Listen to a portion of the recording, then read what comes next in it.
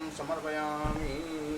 लो शान्ताकारं भुजगशयनं पद्मनाभं सुरेशं विश्वाधारं गगनसदृशं मेघवर्णं शुभांगं लक्ष्मीकान्तं कमलनयनं योगविद्यानगम्यं वन्दे विष्णुं भवेरं सर्वलोकैकनाथम्। ॐ भूर्भुवः सर्वं देवताभ्यो नमः। ध्यानार्थे अस्नात्ते पुष्पं समर्पयामि। माल्यादीनि सुगन्धीनि मालित्यादीनि वै प्रभो मया एतानि पुष्पाणि पूजार्थं प्रतिगृह्यतां। पुष्पं पुष्पमालां समर्पयामि। डबल कर देते ना। डबल? हाँ है तब अच्छा लगेगा। पुष्पं पुष्पमालां समर्पयामि। ॐ नाभ्यायासीदन्तरिक्षगुंशिष्टो द्यौः समवतता पृथिव्यां भूम दशा श्रोत्रार्था लोकान् अकल्पयन्ना नैवेद्यं निवेदयामि। नैवेद्यान्ते आचमनीयं जलं समर्पयामि। ॐ प्राणाय स्वाहा अपानाय स्वाहा व्यानाय स्वाहा उदानाय स्वाहा समानाय स्वाहा मध्ये मध्ये आचमनीयं जलं समर्पयामि। प्रार्थनापूर्वकं नमस्करोमि। वंशी विभूषितकरार्णवनीरदावात् पीताम्बरादरुणबिम्बफलादरोष्टात् पूर्णेन्दुसुन्दरमुखादरविन्दनेत्रात् कृष्णात् परं किमपि तत्त्वमहं न जाने। गुरुर्ब्रह्मा गुरुर्विष्णु गुरुर्देवो महेश्वरा गुरु साक्षात् परं ब्रह्म तस्मै श्री गुरुवे नमः। जाओ मते श्रीनिम्बार्कमुनीन्द्राय नमः। अस्मद्गुरुचरणकमलेभ्यो नमः।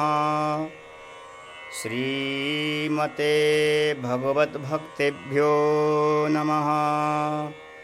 ध्येयं सदा परिभवग्नमभीष्टदोहम् तीर्थास्पदं शिवगिरिं चिनुतं शरण्यं भृत्यार्तिहं व्रणतबालभवाब्धिपोतं वन्दे महापुरुषते चरणारविन्दम्। कस्मै येन विभासितोऽयमतुलो ज्ञानप्रदीपपुरा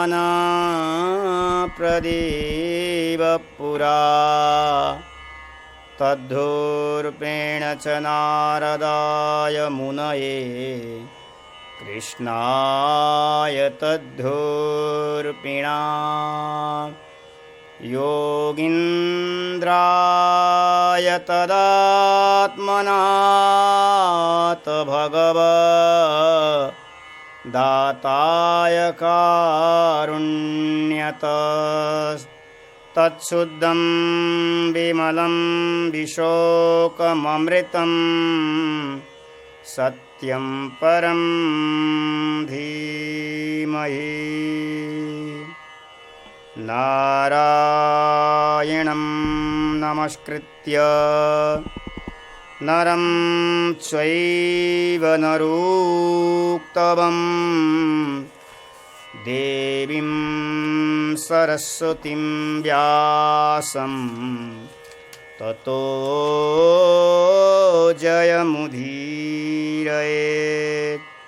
श्रीमद्हंससमारभ्य सनकादिकमध्यमा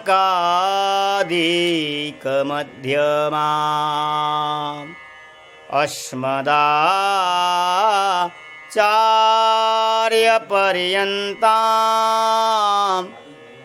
वन्दे गुरुपरम्पराम्। नमो धर्माय महते नमः कृष्णाय वेधसे ब्राह्मणेभ्यो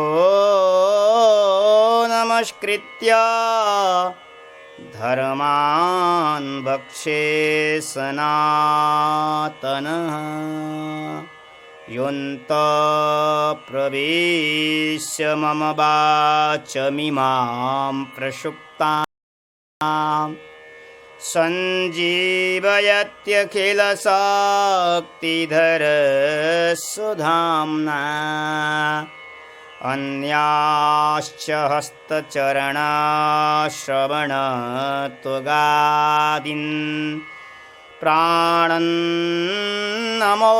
भगवते पुरुषाय तुभ्यं वागीशायस्य वदने लक्ष्मीयस्य च वक्षसे यस्यास्ते हृदये संवित् तं नृसिंहं भजे तप्तकाञ्चन गौराङ्गी राधे वृन्दावनेश्वरी वृषभानुसुते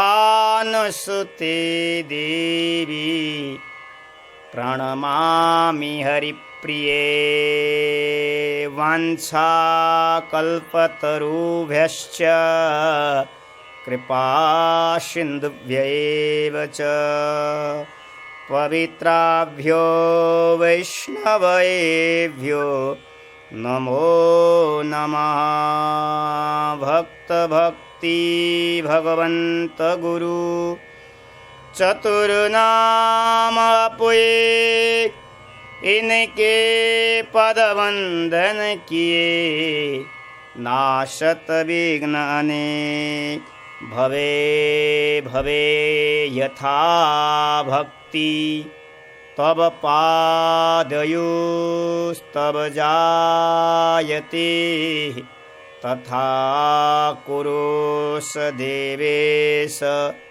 नाथस्थं नो यतः प्रभु हरिजो आय विराजिए कथा सुनो इतिहास तुम श्रोता भागवत के तुम मम पदरज आस राधा मेरी स्वामिनी मैं राधे को दास जन्म जन्म मोहे दीजियो वृंदावन की बात श्री वृंदावन धाम की जय।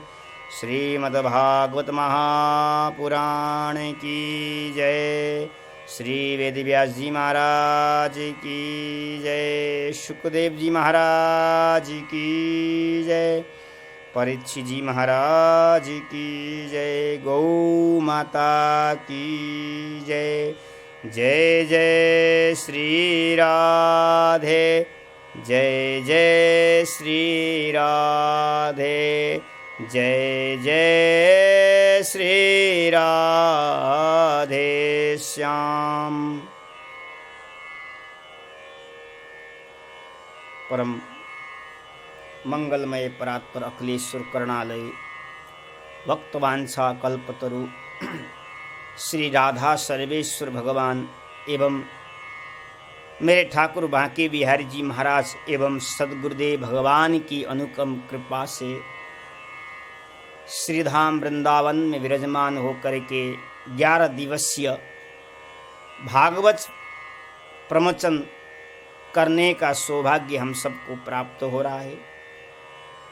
कथा के आयोजक, कथा के परम श्रोता हमारे वृंदावन बिहारी एवं ठाकुर बांके बिहारी जी महाराज के द्वारा यह आयोजन हो रहा है और श्रोता भी ठाकुर जी ही है, क्योंकि मैंने कल भी आपको बताया है इसका आयोजन और श्रोता के रूप में हमारे बांके बिहारी जी महाराज विराजमान होकर के कथा श्रवण भी कर रहे हैं, कथा का आयोजन भी कर रहे हैं। और बांके बिहारी जी महाराज के चरणों में बारंबार कोटि कोटि प्रणाम करते हुए ठाकुर जी का आह्वान करता हूँ। ठाकुर जी आकर के विराजमान होकर के आप अपनी चरित्रों को अवश्य आप श्रवण करिए। समस्त वृंदावन के वैष्णव भक्तों के चरणों में प्रणाम करते हुए, भागवत भगवान का प्रणाम करते हुए, आज कथा का द्वितीय दिवस है। कल आपने श्रीमद् भागवत की महिमा का प्रसंग आपने श्रवण किया। भागवत की महिमा पद्म पुराण में भी 6 अध्याय में गाया गया है। आप निरंतर प्रतिदिन पद्म पुराण की महात्मा का कथा का प्रसंग तो आप श्रवण करते ही है, लेकिन हमने जो 11 दिवसीय भागवत का आयोजन बिहारी जी के द्वारा हो रहा है, इसमें भागवत की महात्मा की जो चर्चा होगी, स्कंद पुराण में जो 4 अध्याय में वर्णन है, उसकी चर्चा हम आज करने जा रहे हैं। क्योंकि श्रीमद् भागवत की महात्मा की कथा स्कंद पुराण में भी है, पद्म पुराण में भी है, अथवा 17 पुराणों में भागवत की महिमा का वर्णन किया गया है। तो भागवत क्या है? भागवत अनादि है। भागवत क्या है? शाश्वत है।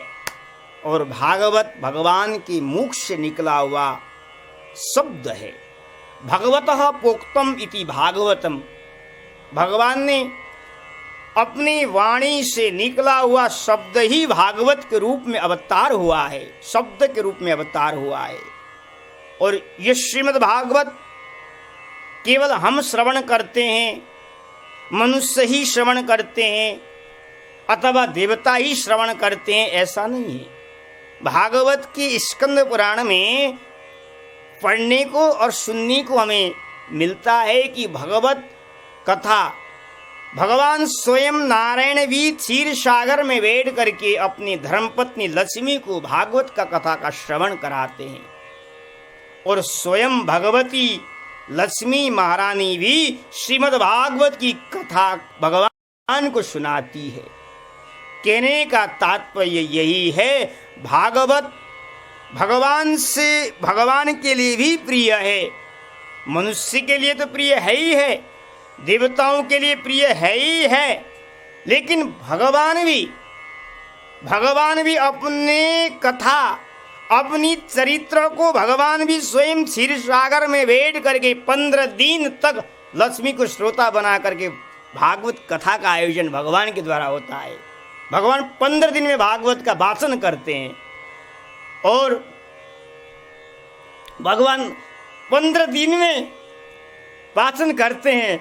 और लेकिन जब भगवती महारानी श्रोता लक्ष्मी जब वक्ता बन करके बैठती है गद्दी पर, उस समय भगवान तो 15 दिन में भागवत का वाचन कर लेते हैं, लेकिन लक्ष्मी जी 1 मास पर्यंत भागवत का वाचन करके नारायण को प्रसन्न करती है। तो भागवत भगवान के लिए भी प्रिय है और भगवान के भक्तों के लिए भी प्रिय है। तो भागवत अच्युत नहीं है, भागवत शाश्वत है, भागवत नित्य है। आज भी भागवत भगवान नारायण सुना रहे हैं श्रोता बना करके लक्ष्मी जी को। कभी लक्ष्मी श्रोता बनती है तो कभी लक्ष्मी वक्ता बन जाती है।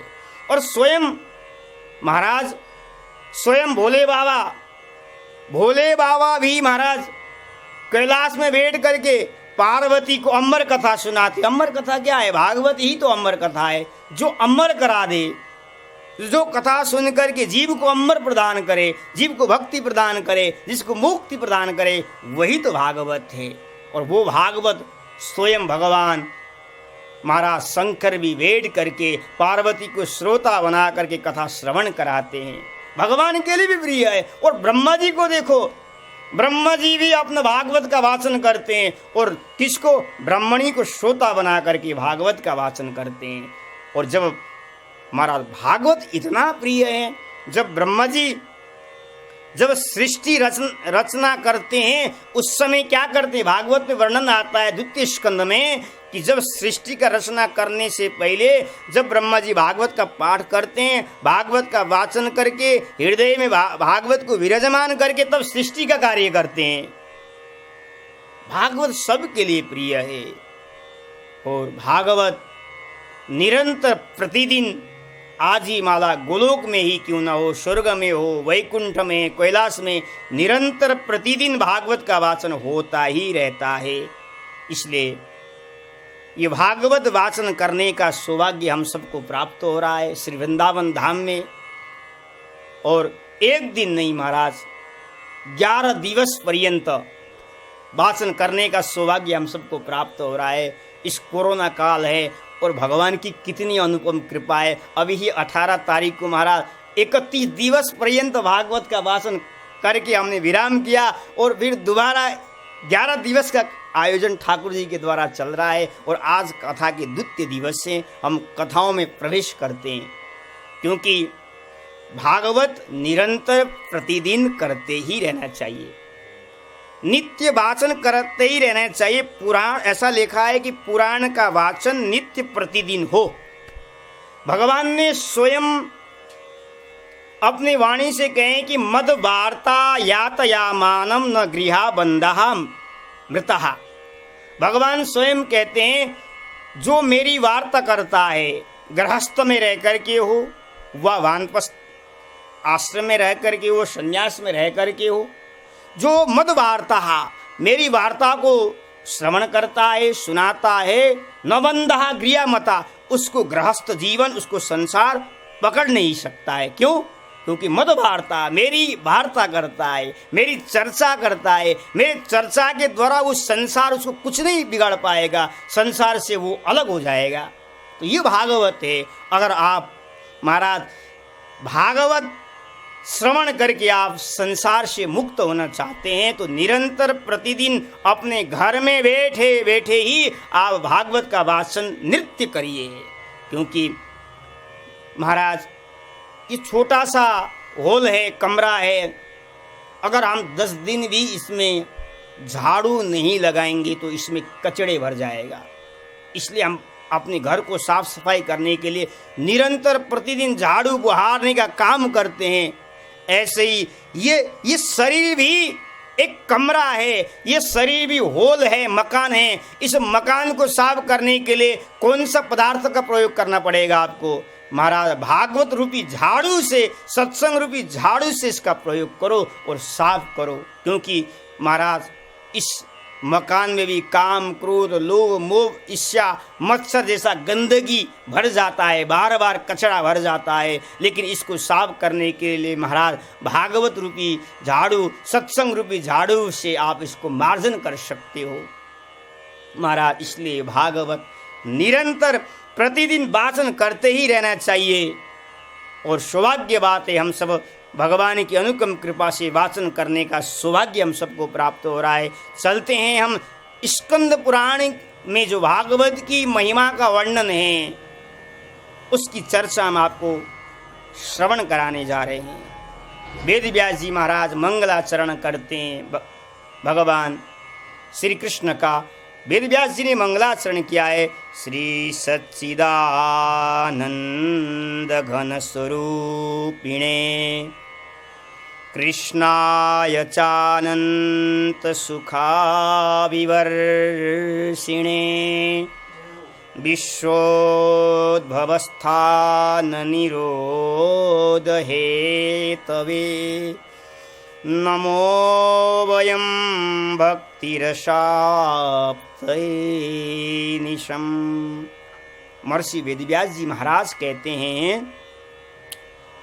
उन श्री कृष्ण को हम प्रणाम करते हैं। वो श्री कृष्ण का स्वरूप कैसा है? सच्चिदानंद रूपाय। हमने जब पद्म पुराण में जब हम महात्मा की कथा का वर्णन करते हैं तो वहाँ सच्चिदानंद रूपाय विश्वोत्पत्त्यादि हेतवे तापत्रय विनाशाय श्री कृष्णाय वयम नुमः कह करके हम मंगलाचरण करते हैं। वेद व्यास जी के महाराज के द्वारा मंगलाचरण किया गया है।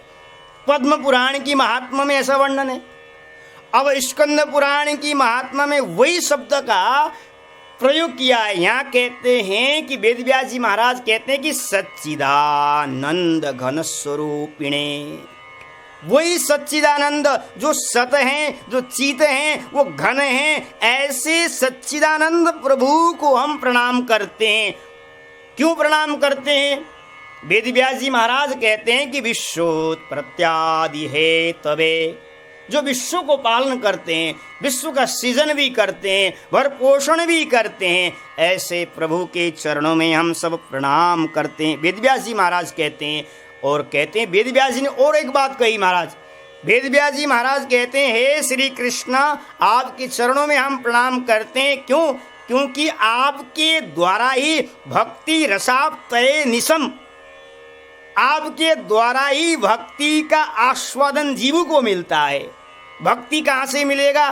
श्री कृष्ण की चरणों का वंदन करने मात्र से, श्री कृष्ण की अनुपम कृपा से हमें भक्ति महारानी हृदय में आकर के विराजमान होती है। ऐसे प्रभु श्री कृष्ण के चरणों में हम प्रणाम करते हैं। वेद व्यास जी महाराज ने मंगलाचरण करके श्री कृष्ण का प्रणाम किया। अब हम नैमिषारण्य क्षेत्र में विराजमान सूत जी महाराज, नैमिषे सुतमासीना मविवाद्य महामतिम कथामृतरसास्वाद कुशला ऋषयो ब्रुमन्। नैमिषारण्य क्षेत्र में सूत जी महाराज विराजमान थे, चित्त मन से बैठे हुए थे, आसन पर बैठे हुए थे।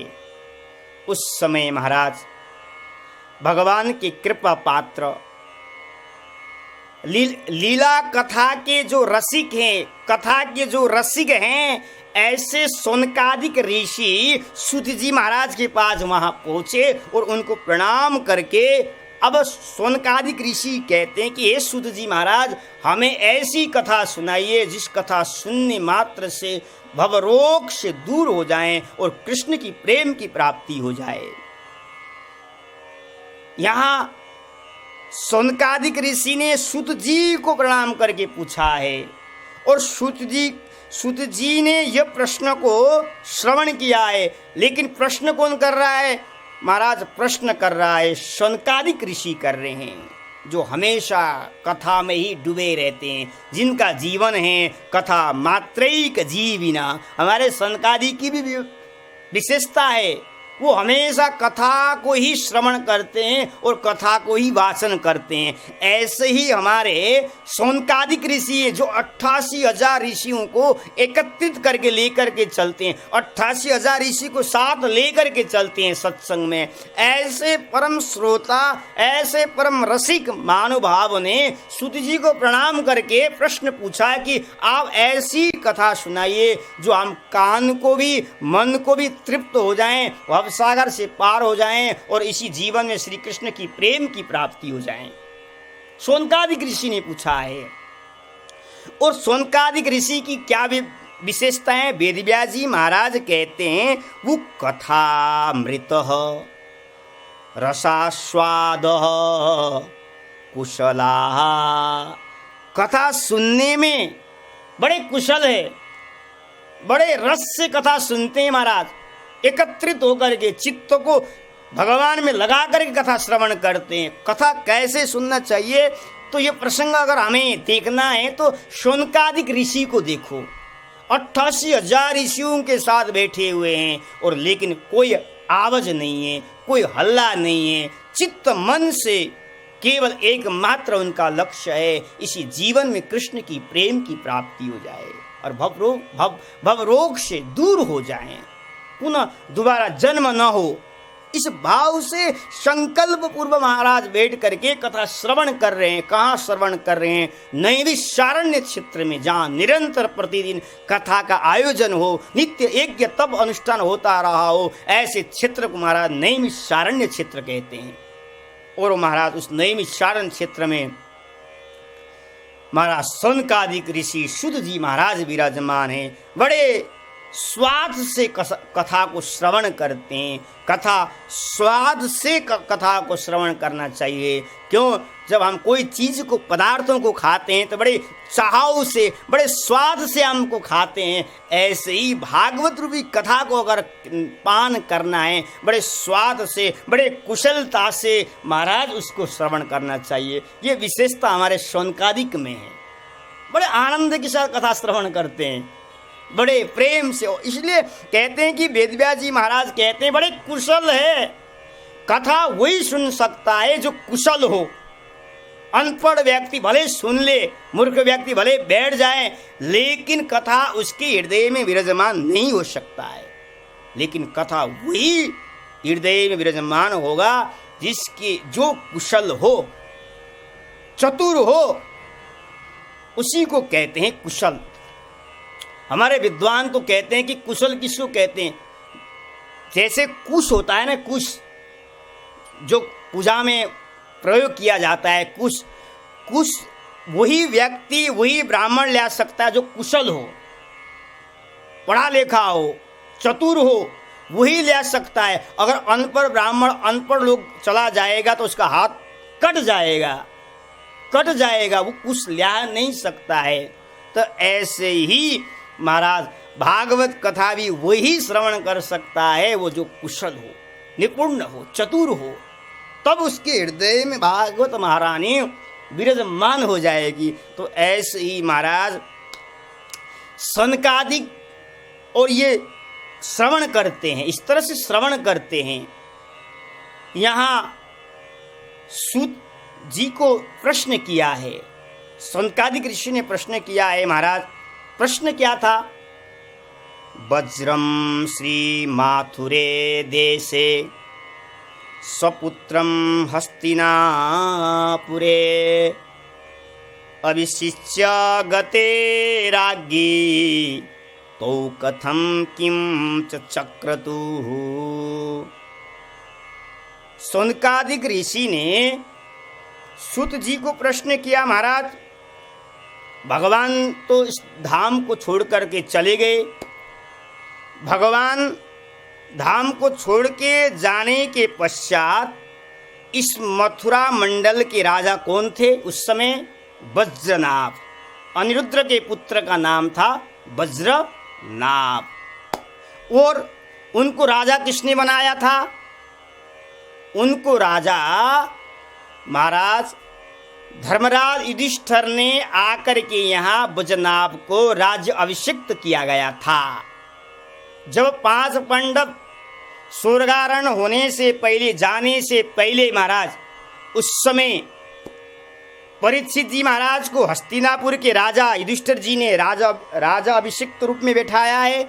और पुनः यहाँ धर्मराज युधिष्ठिर आकर के वज्रनाभ को मथुरा के राजा बनाया गया था धर्मराज युधिष्ठिर ने। उसके पश्चात 5 पांडव स्वर्गारोहण को चले गए, क्योंकि भगवान ने, श्री कृष्ण प्रभु ने यह काम धर्मराज युधिष्ठिर को प्रदान किया था कि मैं जाने के पश्चात मेरे पुत्र को तुम राज्य का भार सौंप देना, यह काम तुम्हारा है। भगवान ने अब दादा महाराज युधिष्ठिर जी को यह काम सौंप करके भगवान चले गए थे। और आज यह काम दादा युधिष्ठिर जी महाराज ने वज्रनाभ को राजा घोषित किया और उधर परीक्षित जी महाराज को हस्तिनापुर में घोषित किया गया था। यही बात सौनकादिक ऋषि पूछते हैं, किस तरह से वज्रनाभ ने और किस तरह से हस्तिनापुर में महाराज परीक्षित ने राज्य शासन किया है, उसका हमें विस्तार रूप से श्रवण कराइए। प्रश्न यही था। और महाराज जब जैसे सूत जी ने प्रश्न किया, उस समय सूत जी ने मंगलाचरण किया। कथा सुनाने से पहले वक्ता भी मंगलाचरण करता है, क्योंकि हमारा जीवन अमंगल है। अमंगल को नष्ट करने के लिए हमें मंगलाचरण करना चाहिए। हमारा मंगल जैसा आचरण हमारे हृदय में विराजमान हो, इसलिए हमें मंगलाचरण करना चाहिए। ये परंपरा हम ही मंगलाचरण करते हैं, वक्ता ही मंगलाचरण करते हैं, ऐसा नहीं है। जो भागवत के मर्मज्ञ हैं, भागवत का स्वयं जो वाचन करने वाले हैं, सो भागवत का रचना करने वाले वेद व्यास जी महाराज भी मंगलाचरण करते जब ग्रंथ लिखने से पहले, जन्मादस्य तो सच्चिदानंद रूपाय मंगलाचरण करते हैं। उसी परंपरा आज भी चल रहा है और वही परंपरा से महाराज सूत जी ने भी मंगलाचरण किया है। कथा आरंभ होने से पहले मंगलाचरण किया है। मंगलाचरण का तात्पर्य क्या है? मंगलाचरण कह रहे हैं कि नारायणं नमस्कृत्य नरं चैव नरोत्तमं देवीं सरस्वतीं व्यासं ततो जयमुदीरयेत्। एक बात मैं आपको कहूँ, ये नारायणं नमस्कृत्य नरं चैव नरोत्तमं देवीं सरस्वतीं व्यासं ततो जयमुदीरयेत्, ये जो श्लोक है 18 पुराणों में महाराज मिलता है। 18 पुराण में ये श्लोक पढ़ने को मिलता है। कभी आप पाठ करना 18 पुराण का, तो उस समय आपको बार बार ये श्लोकों का दर्शन मिलता है। इस श्लोक का अर्थ यही है कि भगवान नारायण को हम प्रणाम करते हैं। शुद्ध जी का भाव यही है, नमस्कृत्य नमस्कार करते हैं, नर नारायण भगवान को प्रणाम करते हैं। और देवीं सरस्वतीं व्यासम, जो विद्या की अधिष्ठात्री देवी है, जिनकी कृपा से जीवों को, ऋषियों को, महर्षियों को विद्या प्राप्त होता है, ऐसे सरस्वती महारानी को हम प्रणाम करते हैं। और उसके बाद जिस पुराण के रचनाकार है, जिस पुराण को लिखने वाले व्यास हैं, ऐसे उनको हम प्रणाम करते हैं।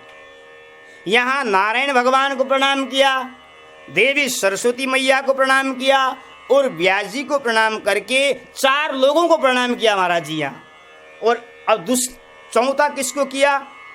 ततो जयमुदीरयेत्, यहाँ पुराण को भी महाराज प्रणाम किया है। शुद्ध जी ने पुराण को भी प्रणाम किया है। तो कहने का तात्पर्य यही है, शुद्ध जी का भाव यही है कि आप कथा भागवत महापुराण की जय हो, भागवत महापुराण की जय हो, जय हो का आवाज के द्वारा उन्होंने गुनगुनाया है। तो इसलिए यहाँ 17 पुराणों में भागवत स्वयं गुनगुनजा रहे महाराज, भागवत पुराण के जय हो, भागवत की जय हो, भागवत की जय हो। इसलिए हर पुराण में महाराज ये श्लोक हमको पढ़ने को, सुनने को मिलता है। उसके पश्चात अब कहते हैं, सूत जी महाराज कहते हैं कि सुनो सुनो सुनकादिक ऋषियों, एक समय की बात है। एक दिन हस्तिनापुर से महाराज परीक्षित जी महाराज मथुरा में आए। मथुरा में आए, चलो वज्रनाभ का कार्यभार, राज्य शासन किस तरह से चल रहा है, चलो देख कर के आते हैं। जैसे महाराज मथुरा में आए,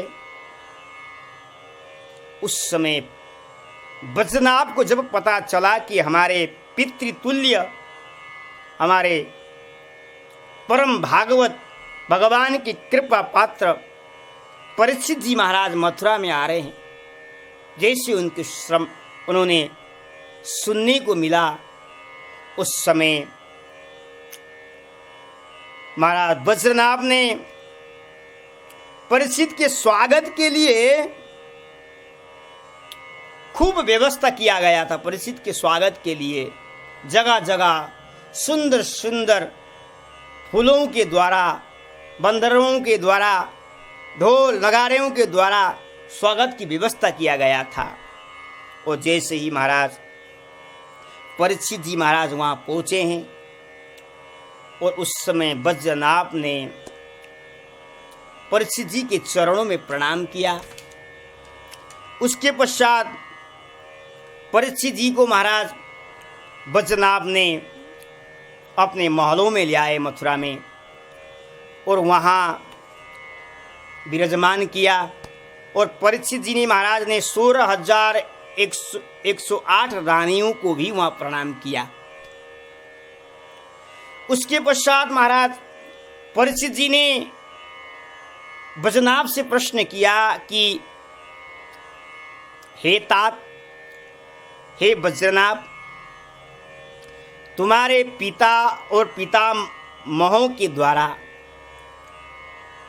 मेरे पितामह को बड़े बड़े संकटों से बचाया है। वज्रनाभ ने, परीक्षित जी स्वयं कह रहे हैं वज्रनाभ को, आपके पिता और पितामह के द्वारा हमारे पितामह को कितने कष्ट पड़ा, लेकिन बड़े बड़े संकटों को भी आपके पितामह ने बचाया है।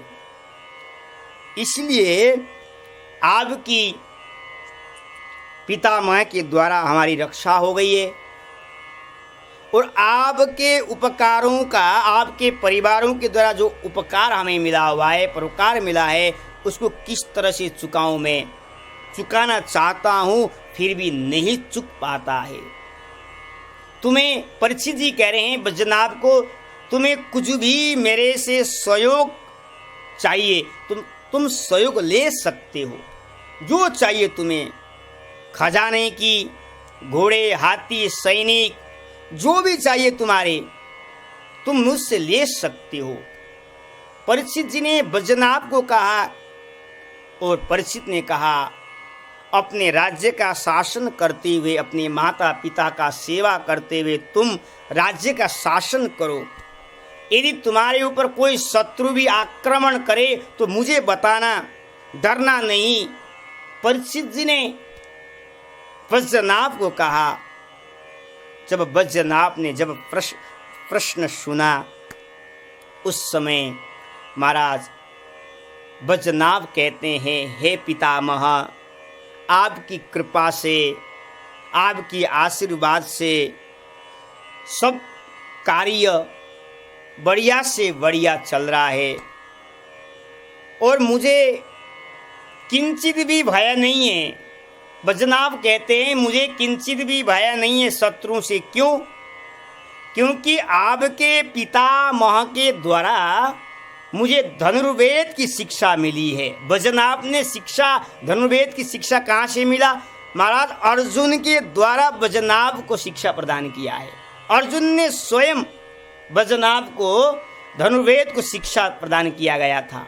तो यही बात वज्रनाभ जी कहते हैं कि आपके पितामह के द्वारा मुझे महाराज धनुर्वेद की शिक्षा मिला हुआ है। आपके पितामह ने मेरे ऊपर महान उपकार किया है। मुझे कोई चिंता नहीं है, मैं डरता नहीं हूँ, क्योंकि मैं भी क्षत्रिय हूँ। आपकी कृपा से सब कार्य अच्छा सा संपादन हो रहा है। लेकिन एक विषय पर मैं चिंता हूँ। मैं राजा तो हूँ, क्योंकि मथुरा का राजा तो हूँ, आपके पितामह ने मुझे राजा तो घोषित किया है। लेकिन सबसे बड़ी एक बात की मुझे चिंता सता रही है। कौन सी चिंता? कहते हैं कि माथुरे त्वभिषिक्तोऽपि स्थितो हम निर्जने बने, क्वा गता वे प्रजा तत्या यत्र राज्यं परोचते। महाराज मथुरा के राजा तो भले ही हूँ, जब राजा तब हैं जब महाराज प्रजा हो, क्योंकि इस समय प्रजा है ही नहीं, तो मैं राजा कैसे राजा? यहाँ के प्रजा कहाँ चले गए? परीक्षित ने महाराज वज्रनाभ ने प्रश्न किया कि वज्रनाभ ने प्रश्न किया कि परीक्षित जी महाराज, यहाँ के प्रजा कहाँ चले गए? क्योंकि उस समय भगवान सब चले गए। भगवान जाने के पश्चात यहाँ कोई भी नहीं रहा गया, कोई भी नहीं था। जीव जंतु सब भगवत धाम को चले गए थे। जैसे ही भगवान ने अपना शरीर को परित्याग किया, वैसे ही सारे जीव उसी समय सब भगवत धाम को चले गए थे। यहाँ एक भी कीड़े मकोड़े भी नहीं था ब्रज में उस समय। तो यही बात बजनाभ कहते हैं, भले ही मैं राजा हूँ लेकिन इस निर्जन वन में मैं निवास करता हूँ। क्वहा गता वे प्रजा तत्या यत्र राज्यम परोचते है। जब राजा तब है, राजा का दायित्व, राजा का कर्तव्य कब है? जब प्रजा है तब राजा है, जब प्रजा है तब राजा है। भाई जब राजा तो है, प्रजा नहीं है, तो फिर क्या काम का राजा का? प्रजा है, राजा नहीं है, तो फिर किस काम का प्रजा का? तो यही बात वज्रनाभ ने परीक्षित जी को कहा कि महाराज कि यहाँ के प्रजा कहाँ चले गए? पितामह, निर्जल वन में मैं अकेले निवास करता हूँ, कहाँ गए यहाँ के प्रजा? आप बताइए कहाँ चले गए और उनके बारे में बताइए। परीक्षित जी ने जब प्रश्न पूछा, परीक्षित जी ने जब प्रश्न को सुना, उस समय महाराज अब परीक्षित जी कहते हैं, देखो यहाँ के प्रजा कहाँ चली गई वही बता सकता है। कौन? कहते हैं कि नंदादिनाम पुरोहितम, नंद आदि के जो पुरोहित थे जिनका नाम था शांडिल्य मुनि। भगवान तो चले गए, भगवान के पीछे पीछे सारे ब्रजवासी ग्वालवाल बछड़े कीड़े मकोड़े सब भगवत धाम को चले गए। उस समय यहाँ निर्जल वन था, केवल वन ही वन था। यहाँ उस वन में केवल एक ही व्यक्ति रहते थे, शांडिल्य मुनि जी केवल झुपड़ी में रह कर के भजन करते थे। उसके पश्चात फिर यहाँ वज्रनाभ को महाराज राज्य अभिषेक महाराज युधिष्ठिर जी ने घोषित किया है। उस समय और कोई रहता ही नहीं था। तो दुख की बात यही वज्रनाभ कह रहे हैं कि महाराज यहाँ के प्रजा कहाँ चले गए और जब प्रजा को किस तरह से यहाँ ले आया जाए, तभी तो राजा का कर्तव्य, राजा का तब दायित्व है। महाराज परीक्षित जी ने कहा कि यहाँ के प्रजा कहाँ चली गई, उसका तो केवल बताने वाले कौन हैं? शांडिल्य महामुनि। शांडिल्य महामुनि ही बता सकते हैं। शांडिल्य मुनिया रहते थे क्योंकि नंदादिनम पुरोहितम, महाराज नंद बाबा के पुरोहित थे, इसलिए वो बता सकते थे। परीक्षित जी ने कहा कि वज्रनाभ आप उनको बुलाइए, वही बता सकते कि यहाँ के प्रजा, यहाँ के ब्रजवासी, यहाँ के गौ, यहाँ के बछड़े, नदी किनारे झोपड़ी, हाँ लता पता कहाँ चले गए, वही बता सकते हैं। महाराज जब परीक्षित की बात को श्रवण किया तो उस समय वज्रनाभ ने महाराज अब शांडिल्य मुनि को बुलाने को निमंत्रण दिया गया है। उस समय शांडिल्य मुनि ने जैसे ही श्रवण महाराज कान में सुनाई पड़ा, उस समय महाराज वज्रनाभ जी बुला रहे हैं। तो शांडिल्य मुनि भजन कर रहे थे झोपड़ी में बैठ करके। महाराज झोपड़ी से उठ करके अब महाराज इधर वज्रनाभ के पास आए। जैसे महाराज वज्रनाभ ने और परीक्षित ने शांडिल्य मुनि को देखा है, उन्होंने चरणों में जाकर के प्रणाम किया है और राज्य महाराज उच्च सिंहासन पर महाराज शांडिल्य मुनि को विराजमान करके अर्घ्य पाद्य के द्वारा उनका पूजन करने के पश्चात अब यहाँ प्रश्न पूछा है कि वज्रनाभ ने कहा कि गुरुदेव हमारा भाव है कि यहाँ के प्रजा कहाँ चली गई। मैं भले ही राजा हूँ लेकिन मुझे प्रसन्न नहीं हूँ अंदर से। क्यों? जब प्रजा होगी तब मैं प्रसन्न हूँ। आप बताइए गुरुदेव यहाँ के प्रजा कहाँ चली गई? तब शांडिल्य वाचः, शांडिल्य महाराज कहते हैं, हे वज्रनाभ, यहाँ के प्रजा कहाँ चली गई, इसका रहस्य मैं तुम्हें अब बताता हूं। ये व्रजभूमि है। शांडिल्य महामुनि कहते हैं ये मथुरा, वृंदावन, ये सब क्या है, व्रजभूमि है। और व्रज का शब्द का अर्थ क्या होता है, जो व्यापक हो। शांडिल्य मुनि जी कहते हैं व्रज शब्द का अर्थ होता है, ब्रज का शब्द का अर्थ होता है व्यापक। आजकल महाराज जी कहीं कहीं दिखने का आता है ब्रिज लिखते हैं, लेकिन ब्रिज नहीं है, ब्रज है। ब्रजम जगाम, ब्रजम ब्र के ऊपर काट दिया गया है, देख लेना। जो भागवत शुद्ध शब्दों का अर्थ प्रयोग किया जाता है ब्रज है, ब्रिज नहीं है। लोग उसको ब्रिज कहते हैं। हमारे पांडे, शिवकर्ण पांडे गुरु जी कहा करते थे ब्रिज नहीं है, ब्रज है, भागवत के अनुसार गुरुदेव हमारे कहा करते थे। तो यहाँ ब्रज शब्द का बताया है कि अर्थ क्या है, जो व्यापक हो, जिसको सबको समाया हुआ हो, जहां से भक्ति की ध्वनि गुंजुनाती हो, वही तो ब्रज है। ब्रजनम व्याप्ति ऋतुक्ता व्यापनम ब्रज उच्यते है। जहां सत्व, जहां रजगुण, तमोगुण, सत्वगुण, तीनों गुण भी छोटा नहीं हो, जो प्रकृति से परे हो, जहां काम, क्रोध, मोह, लोभ का प्रवेश न हो, उसको कहते हैं ब्रज।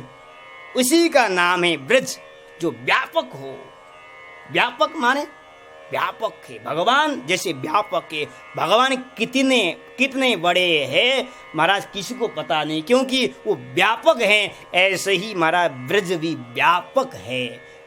भगवान ही तो ब्रज में आए और भगवान का ही स्वरूप ही तो ब्रज है। ब्रज और भगवान में कोई फर्क ही नहीं है, तत्व तो एक ही है। भगवान जब गोलोक धाम में बैठे हुए थे तो मुझे कुछ लीलाएं करना है, लीला करना चाहिए। कहाँ करना चाहिए, कौन से भूमि में करना चाहिए। भगवान ने अपने शरीर से एक ज्योति महाराज प्रकट करके महाराज ये मथुरा मंडल में छोड़ा गया था, तो उसी का नाम ही ब्रज है।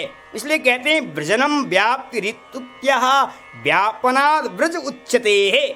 शब्द का यहाँ शांडिल्य मुनि भी कह रहे हैं, जो उच्यते हैं, जो गुणातीतम परम ब्रह्मा व्यापकम ब्रज उच्यते, जहाँ सदानंदम परम ज्योतिर्मुक्तानम पदमव्ययम, जहाँ तीनों गुण प्रवेश न हो, जहाँ सदानंदम परम, जहाँ हमेशा आनंद ही आनंद जीव को मिलने वाला धाम हो, वही तो ब्रज है। जहाँ सर्वकाल सुखावह, जहाँ हर ऋतु में, हर मौसम में जीव के हृदय में आनंद देने वाला, उसी का नाम ही तो ब्रज है। और जहाँ निरंतर जीवन मुक्त महापुरुष निरंतर निवास करते हैं, रसिक भक्त निवास करते, जहाँ निरंतर कथा वाचन सत्संग लीला रूप का स्मरण होता हो, उसी का नाम ही ब्रज है, उसी का नाम ब्रज है। कुछ कुछ विद्वान कहते हैं ब्रज का अपने अपने भाव अर्थ बताते हैं, क्योंकि ब्रज की भी कोई सीमा है ना, इतना कोस और इतना घुमा हुआ ब्रज है, ऐसा लोग बताते हैं, विद्वान लोग, रसिकाचार्य लोग बताते हैं। लेकिन किसी विद्वानों ने कहा कि महाराज किसको कहते हैं ब्रज, कहते हैं कि 9 लाख महाराज 9 लाख गौ माता नंद बाबा के अंदर में पाल पोषण होता था, और 9 लाख गौ को महाराज एकत्रित करने के लिए जो घेरा बनाया गया था, गौ इतने अंदर में ही रहेगी, गौ यहाँ से बाहर नहीं जाएगी, हाँ वहाँ से बाहर नहीं जाएगी, उसको एकत्रित किया गया है। जैसे गौशाला बनाते हैं तो गौशाला के अंदर में ही तो गौ मैया रहती है, ऐसे ही नंद बाबा के 9 लाख गाय को एकत्रित करने के लिए एक घेरा बनाया गया था, गौशाला के रूप में, मतलब खंबे खंबे खंबे खंबे के द्वारा उसको घेरा गया था। तो वो जितने गौ जिस अंदर उसी घोरे में गौ मैया गौचरण करती थी, पालन पोषण होता था, वहाँ निवास करती थी, उसी को ही महाराज ब्रज कहते हैं, ऐसा विद्वान भी कहते हैं। सब अपनी अपनी भाव की बातें। ब्रज शब्द का अर्थ होता है कि जो व्यापक हो, जिसका कभी नष्ट न हो, जो शाश्वत हो, अनादिकाल हो, उसी का नाम हो ब्रज है। और ब्रज में